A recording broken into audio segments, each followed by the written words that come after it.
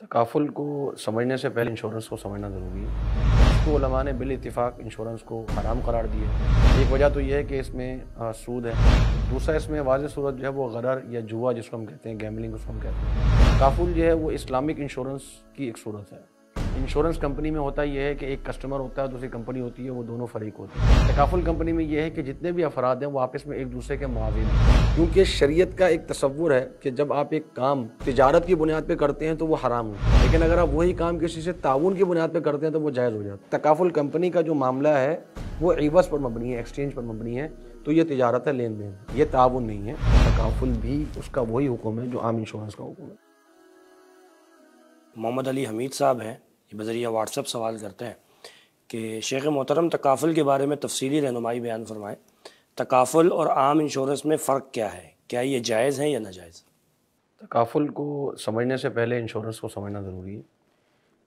Insurance जो है वो बुनियादी तौर पे उसमें यही होता है कि एक जो शख्स है वो अपनी किसी चीज़ के हवाले से एक पॉलिसी ख़रीदता है कि अगर मेरी इस चीज़ को नुकसान पहुंचा तो इंश्योरेंस कंपनी उसका इज़ाला करेगी, और उसका इज़ाला जो है वो जो भी वो पॉलिसी ख़रीदता है उसको क्लेम करता है और उसके बदले में वो पैसे जो है वो हासिल करता है।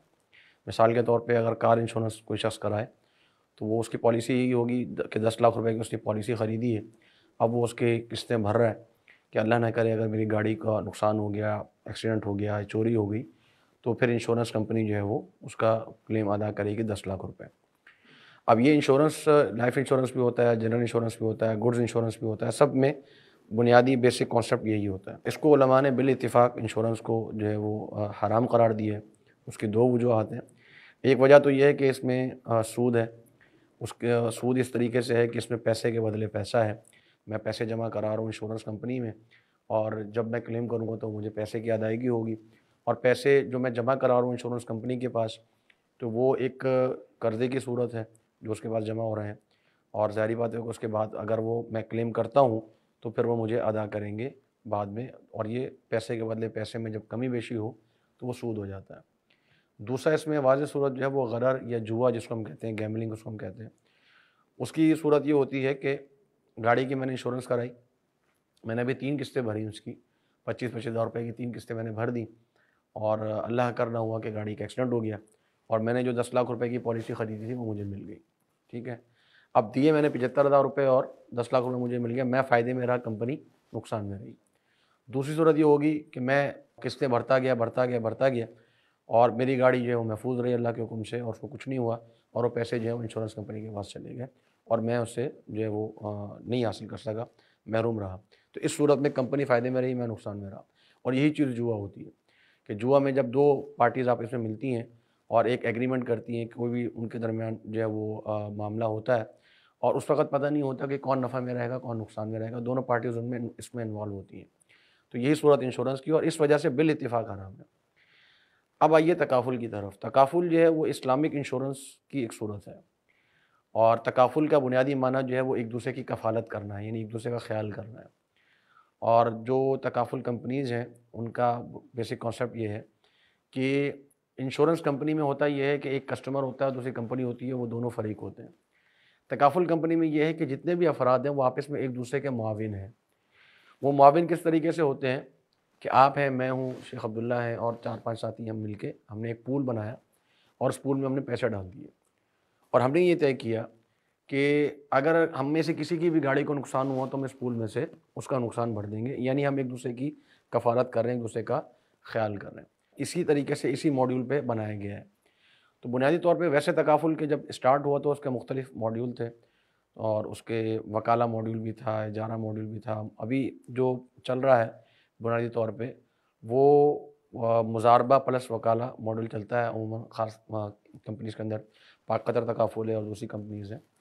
तो बेसिक मॉडल क्या है कि जी हम ने मिल के वक्फ़ पूल बनाया, उसमें हमने पैसे डाल दिए, और वो वक्फ़ है उन क्लेम्स के लिए जो अगर हमें कभी भी होगा, गाड़ी का हादसा हो गया, मैंने अगर लाइफ इंश्योरेंस कराई हुई है, किसी ने गुड्स इंश्योरेंस कराई हुई है, तो वो उस वक्फ़ पूल में से पैसे जो हैं उसके अदा किए जाएंगे। अब उस वक्फ़ पूल जब मैंने पैसे अदा किए तो कुछ पैसे मेरे वक्फ़ पूल में चले गए, कुछ पैसे मेरे जो मुज़ारबा में चले गए, इन्वेस्टमेंट में चले गए। उस इन्वेस्टमेंट के ज़रिए से कारोबार किया जाता है, और उस कारोबार के जो पैसे, जो प्रॉफिट जनरेट होता है, तो उस प्रॉफिट का कुछ शेयर मुझे मिलेगा, कुछ शेयर जो है दोबारा वक्फ पूल में चला जाएगा। ठीक है, ये बेसिक कॉन्सेप्ट है। अच्छा, वक्फ पूल को जो मेंटेन कर रही है कंपनी और जो मुजारबा को मेंटेन कर रही है, वो बुनियादी तौर पे तकाफुल कंपनी होती है, जो कि वकाला यानी हमारी वकालत करते हुए, नियाबत करते हुए वक्फ पूल को भी संभालती है और जो हमारा मुजारबा है उसको भी संभालती है। इसकी वो वकाला फ़ीस चार्ज करती है कि हम क्योंकि इसको संभाल रहे हैं तो हमारे चार्जेस आपने अदा करने हैं। ठीक है, तो ये मैं बिल्कुल बुनियादी एक बात कर रहा हूँ।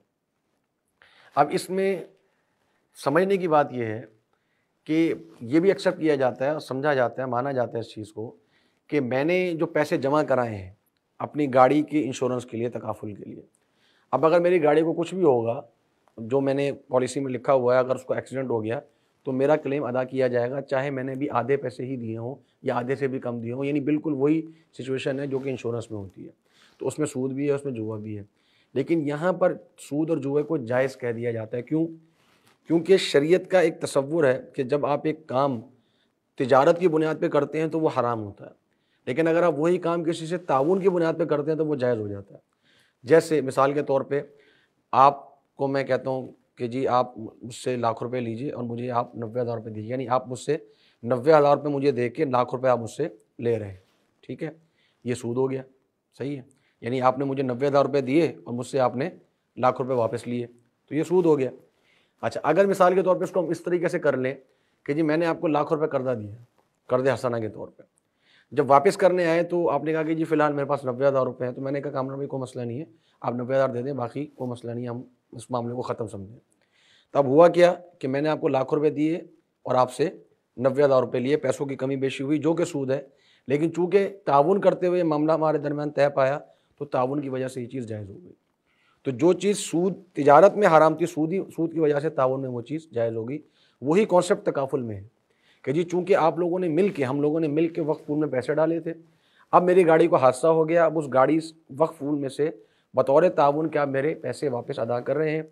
इस वजह से चूँकि सारा मामला ताउन पर मबनी है, इस वजह से ये सारा मामला जायज़ है। हालाँकि इसमें सूदी सूरत भी मौजूद है, जुए की सूरत भी जो इंश्योरेंस में मौजूद थी। अच्छा, अब हम क्या तकाफुल को जायज़ कह सकते हैं? इस पूरी चीज़ को देखते हुए जो उलमा की तहकीक है वो ये है कि तकाफुल भी उसका वही हुक्म है जो आम इंश्योरेंस का हुक्म है। उसकी वजह क्या है? उसकी वजह ये है कि देखें, ताउन और तिजारत में एक फ़र्क होता है।